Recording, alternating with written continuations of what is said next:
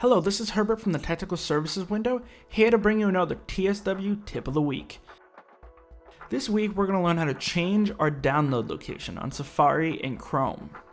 On Chrome, you're going to want to go to the Chrome tab on top. Click on that and go to Preferences, scroll all the way down to Advanced.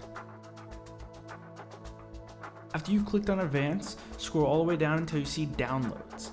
Underneath Location, there's going to be something that says Ask where to save each file before downloading.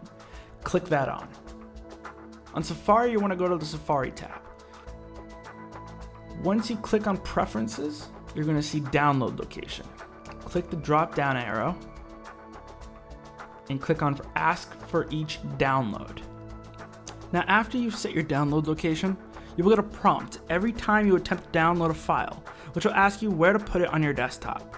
You're going to want to put the file in your Edit Share folder so you can access it anywhere in the Hamilton building and to prevent you from going over your quota status. Thank you for watching this video. Don't forget to subscribe for more YouTube content from the TSW.